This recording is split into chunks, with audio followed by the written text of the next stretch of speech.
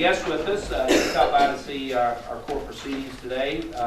Isaac Meyer with the Department of Local Government. Isaac, want to introduce yourself? Yes, sir. Thank you, Judge. I just wanted to come by and introduce myself. I've met a few of you already. My name is Isaac Myers. I am a field representative with Governor Bevan's office and the Department of Local Government. So if I can be a resource to you guys in any way, just let me know. I'll give you my card and feel free to contact me anytime. Isaac lives in Elizabethtown I area? do. Yeah. This is, just so you know, this is Magistrate Jerry Hahn, Jeff Lear, Bernard Ice, Sam Hutchins, Keith Metcalf, I think that's his name. And then County Attorney Matthew Height and County Clerk Elaine Tilly-Attrue. And right behind you is our Sheriff Ed Mattingly. Those are all the elected officials, I believe. I met most of them, but Okay. it's good to get the names together. Thank you, sir. Oh, Dorcas, yeah, Dorcas, I'm sorry. Why don't you raise your hand, Dorcas? She's our jailer, right? Yeah. Okay. Gosh, you guys. She's the rest of the elected officials. Yeah, sorry about that. I did. Always run the risk. Yeah. Start naming. Let's go to the minutes. Minutes from the February 21st meeting. Mailed to the magistrates. Any corrections or changes? None, the motion to approve is presented. Motion by Sam Hutchins to approve. Second by Jerry Hahn. Further discussion? All approved, say aye. Aye. Disapprove? Motion will carry. Next will be your bills list and your additional bills. I've seen this third proportion to the, Health Department? yeah, Yep. Third quarter. third quarter. And one more to go. What's the multi-point inspection on, I'm assuming that's Russell's truck? Now, which one are you talking about now? Second page, Conway Heat Road Department. Third page, excuse me. What's that? I wouldn't know. See, he's there. If it's a new truck, why do we inspect it? Let me see here. Supervised $103.95. I'd have to I track have the to pull invoice the down. invoice and look at it. Yeah. Did it come from another state? No. No. If it's a Well, new I'm not vehicle, I double don't know checking why out we're the truck. inspecting it. I don't remember, I have to look at the invoice. Let me just say this. Is that the one with probably with the bed on it? Right. No, it's on page 3. We'll check it out, Sam. If you would, please. It just caught my, if it's a new vehicle, why are we paying so much? How you know I don't think it was the new one. I don't think it's Russell's is a new one. I know, but that's not Russell. Russell wouldn't be under road. We're going to be on the road. That's under road fund. I can tell you what it is. It's where we installed a brake box, Okay. and you have to program the computer. From what I remember, you got to program the computer to accept the brake box now on the new truck. You can't just plug them in. So it costs $100 for them to plug their computer in and program it. To reprogram. That surprised me. All right. Because I called them out too. I think that's what it is, guys. I'm not 100% sure, but I remember being aggravated with that one. I don't see any other big bills on there. We got one more payment to the health department, and all of our fire department training's been paid out. Our recreation to the Bloomfield and New Haven's been paid out, so we're in pretty good shape. Is that the last draw of the time, draw through? No, we got about $14,000 left, still holding for it. Seeing and strong, I want my paperwork, as built, all that type of stuff. So, still got about 14 grand that we owe.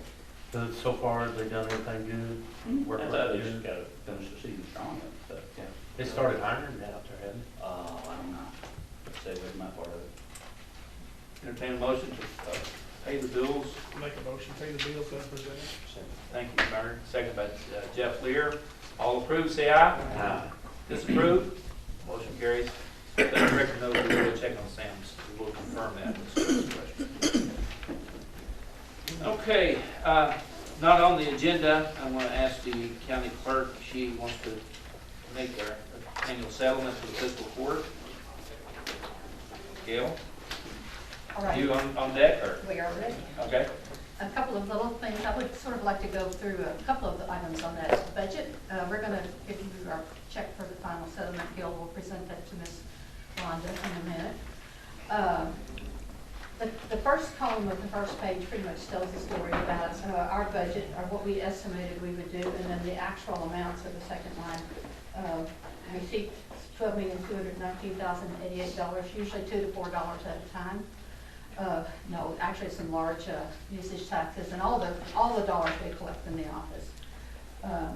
our disbursements, we estimated a little over 12 million, and actually we dispersed about 11,800,000. So the excess fees, the difference between what we took in and what we did not use is 488,000 that we're going to present to you as board members today. Just as a little comparison, everything, almost all items are a little higher than they were last year. Not huge and doesn't matter comparison, but we collected $115,000 more just in license and transfer fees, $34,000 more in usage tax, and $258,000 more in ad valorem or property taxes.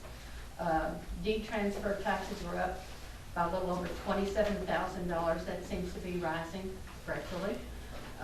Recording fees of various documents amounted to about $25,000 in 2015, so 27 this year. We've distributed more money to various agencies or government entities.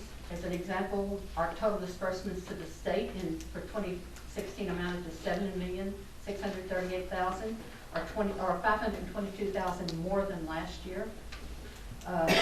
Disbursements to the county in the taxes and fees that we've collected amounted to $714,000, $10, or $58,155 more than in 2015. So you're seeing probably an increase in population, increase in. The economy's kind of bouncing back a little bit. Yes, we're very vital little county. Taxes, especially. We just finished an audit of our, we do a couple of audits a year. One of them is for inventory. That's the one we just finished with the new PI system that the state's put in. It's preventing us from having to keep up with all those decal books, and those things would stick to one another, and occasionally they would get lost. So we suffered a $200 or $300 worth of loss, and we have to pay that. So this year it was zero. We still have the boat decals. Transportation is trying to get away from that. They are in the process of getting rid of the old APIS system that we do all your renewals and things with now. They're doing it incrementally. After some bumps in the road, the state is doing in-house work now, adding to what they had paid a company to do, in a nutshell. And we implemented the pod decals the disability decals last year with the new CAPIS system, they call it, which is a Windows-based system rather than the very 1983 very, very old computer system. So our girls will struggle through a lot of that. It's a learning curve. We're getting ready within the next year to implement boat decals, so that, and as I said, print on demand means that when we print your registration receipt, that decal is included on that registration, so you pull it off. If you all have the time, I'd like to mention just a few things that are happening within our office. March, this is kind of for the public. March is March Madness month in our office. We have had lines out to the door almost nonstop for the last 2 weeks, which is a little early. It seems as though we're one by one getting in the big trucking companies. Heaven Hill, the distilleries have lots of trucks. Salt River brought theirs in today. So if we can get those things early, we can process them, and that has gotten more streamlined over the last few years as the companies realize what they have to have and what they have to present with us. It's the smaller truckers and all the farm plates that are going to come in. That paperwork needs to be in order when you get there, so that those lines are not waiting. And we've done a ton of transfers for some reason in the last 2 weeks. Well, we're here in Texas. The farm is big though. The farm trucks are March, decal trucks, all campers are March decals, all trailers are March decals. So that throws a ton of business into that office all at one time. The last day of March is a Friday. I'm pretty certain that we won't do dealers on that Friday because we just simply cannot manage all of that business on one day, on that one particular Friday. Because Fridays are always our busy days anyway, and if it's the last day of the month, especially March, it's not going to be a pretty thing in there. So there are a couple little things that we explain over and over and over to the public. If you sell your vehicle, anything you own January 1st, you pay that entire year's property tax on. If you transfer it, it doesn't have to be a sale. If you own that vehicle January 1st and you transfer it to a child, to someone whose name is on it, but you take one name off, all those are transfers, and just as a matter of information, and it's a good place to put it out there publicly, you do owe the tax on that vehicle. If you get a bill that's printed in red, that's basically telling you have very, very, very few days to get the bill paid, or it will become delinquent. So that's just kind of a warning, because so many folks don't understand that. Another thing that's happened in the office, we've always tried not to be real hard-nosed about getting the registrations from the previous year, but the state law basically, according to the interpretation that we've seen, says that we are supposed to have that registration. If we have to print it, it's $3, and then we can hand it right back to you. So we're asking people, please bring those registrations in. We've been marking them for the last couple of years that it's supposed to be returned, and it's difficult, especially when you have tons of trucks. Those truckers will take them and make copies of them and put them where they can bring them back the next year. It's a big help to us, and hopefully it'll save some dollars for the customers. If people need to know the amount of taxes they paid last year for their property taxes, there's a drive.ky.gov. It's filled with information about your titling, your vehicle registration, and all this. So there is information by way of the computer, drive.ky.gov, and if you just follow the tabs, have your VIN number on your vehicle ready for it, which should be on your proof of insurance, and you can get that information without calling the office. We have 3 ways that we can do renewals, just for information. If we are not so swamped that we can handle the telephone calls, we can do them with a credit card over the phone. There's a 3% fee added to every credit card or debit card transaction that we do. We can do transactions by mail. You always risk the mail back and forth, but we do plenty of those. And of course, coming into the office, or there's a website that the state runs where you can do your renewals. So that's just by way of information. So with that said, we will now give Rhonda a check for $481.42. And if I did not introduce Gail Brown, Gail is the bookkeeper who accounts for She used to give it, let me touch it. Not needed. So here we go. Thank you, Lynn. Thank you. We're quite welcome. Thank you. And I do have to say that our staff over there is excellent, and we strive to be as courteous and friendly as and efficient as we can be. That is our mantra, and I think the girls do an excellent job. Thank you all. Thank you. Thank you. Okay, moving on to the zoning regulation amendments. Ask Jan to participate in court and kind of explain, most of this is self-explanatory. Bernard and I said, and Jeff said on the committee, when all this was going down, and want to make sure that anybody had any questions. Jan, you want to give us a synopsis of what you... Excuse me. The first one that's being presented is the distilled spirit storage facilities as a conditional use permit in A1 zoning, the ag district zoning. You all remember that we allow distilled spirit storage facilities as a permitted use on tracts over 100 acres. And then we had a request to consider it for less than 100 acres, but not as a permitted use. And the reason it's being considered as a conditional use permit is once you get into the 50-acre tracts, 70-acre tracts, you'll end up with more neighbors. And with this type of facility, we want the neighbors to participate in the hearing and give them the opportunity to make comment, review what's being proposed with the conditional use permit. So it would require a public hearing in front of the Nelson County Board of Adjustments, and this is only applicable in the unincorporated area, so it won't be in the cities at all. And so it would go in front of the Nelson County Board of Adjustments. Neighbors or the general public would have the opportunity to speak on the application if they have any concerns. The Board of Adjustments can place any conditions on an application that they want in addition to what are the minimum criteria. So if a neighbor had a concern about buffering and screening, then the Board of Adjustments could take that into concern. So it was a little better option to do it as a conditional use permit for tracts less than 100 acres but over 50. Any question on that one? The other one was event facilities. Last year, you all approved an amendment to allow event facilities in the A1 zoning. We have received a lot of requests for having weddings in barns and other facilities out in the county. So this was created to allow those event facilities with limitations. We had limited the building to 2,500 square feet and a 300-person occupancy. It never dawned on me to check with Logan, and we got a request, and somebody wanted to do the 300-person occupancy, but the 2,500 square foot wasn't capable of doing Wasn't big enough. Wasn't big enough. So we're going to increase it to the 4,500 square foot to accommodate the 300-person occupancy. The other thing that came about was people want to have caterers and have alcohol by the drink, serve beer and wine. And so that wasn't allowed at the time in this application. And so as long as they meet all the state requirements, any of the ABC laws, then that would be allowed for them to do that on a limited basis. If it, again, it's a conditional use permit, so if the neighbors had a concern about it or concern about noise and things, they can place additional conditions on this conditional use permit to make it compatible and appropriate for that area. But the main thing is to increase the size of the building and then also to allow them to serve beer, wine, and alcohol by the drink.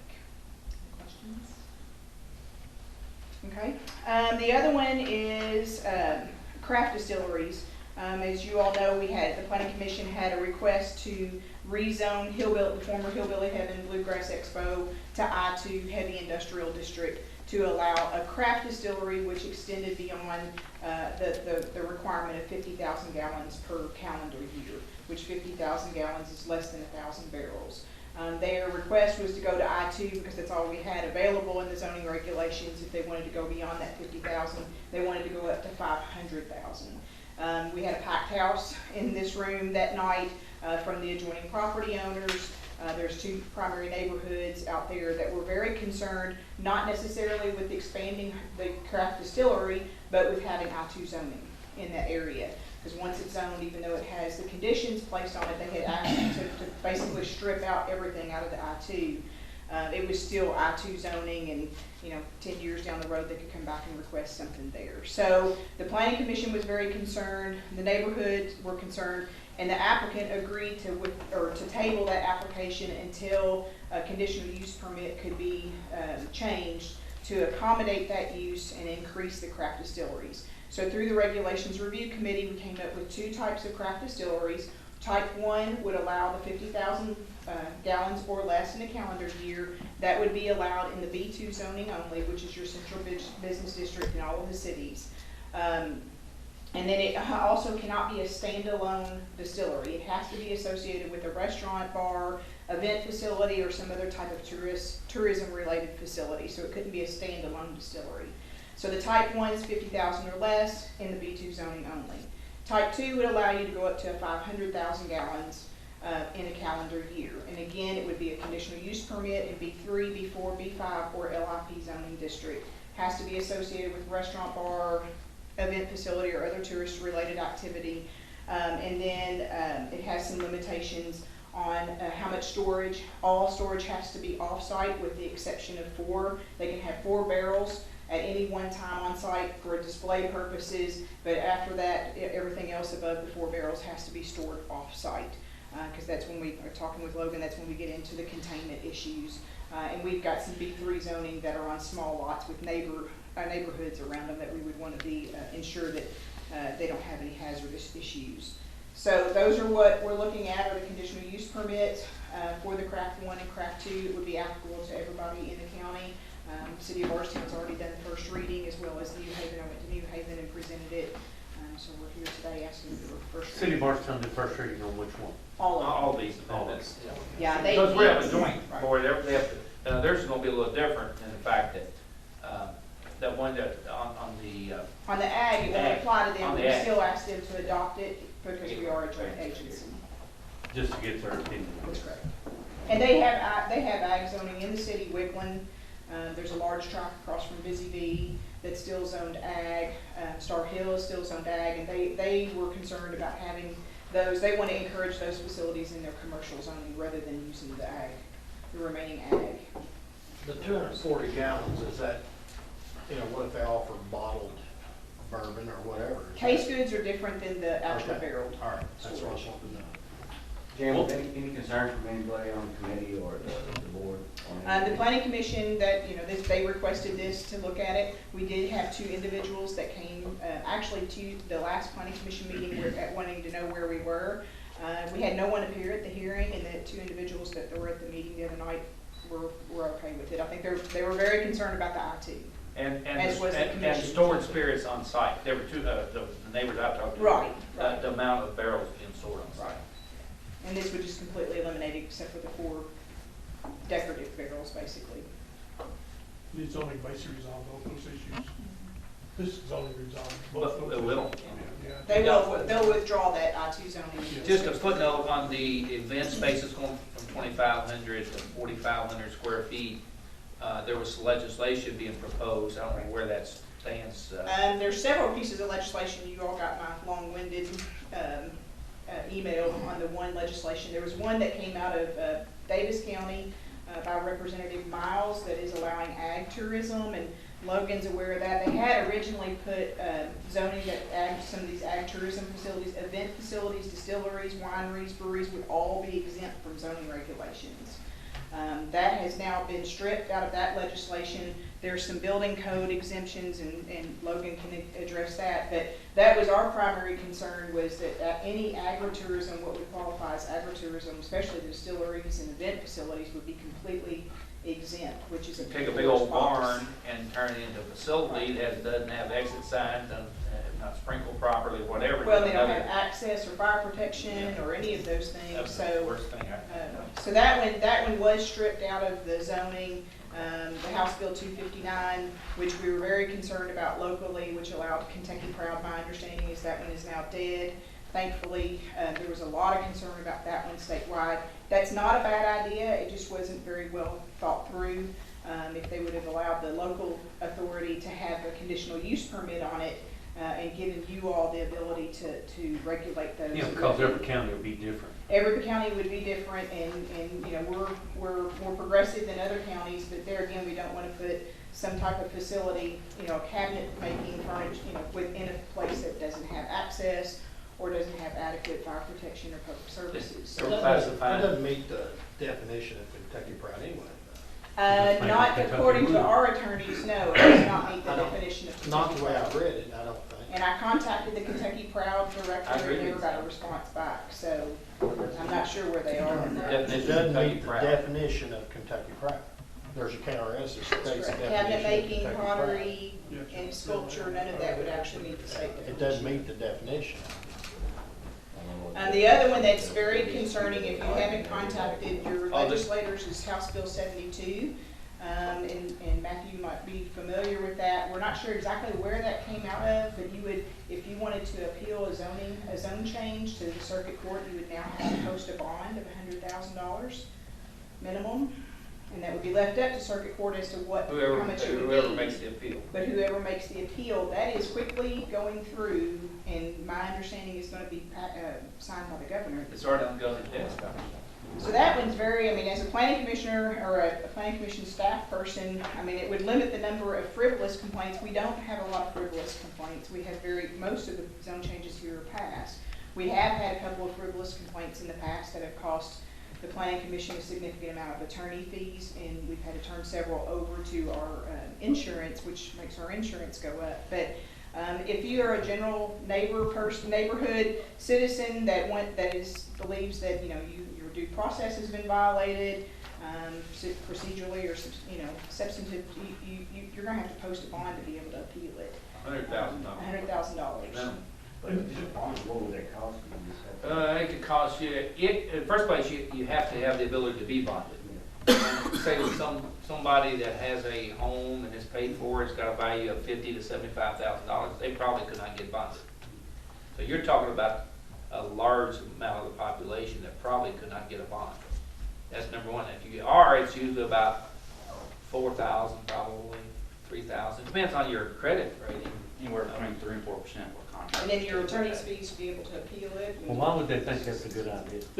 We're not sure. Cut out frivolous lawsuits, that's their The intention. planning association was not notified of this, and It takes so there away were 5 that the introduced ability it, so we're not to sure. appeal. To limit, be Clear the court delay. cases too.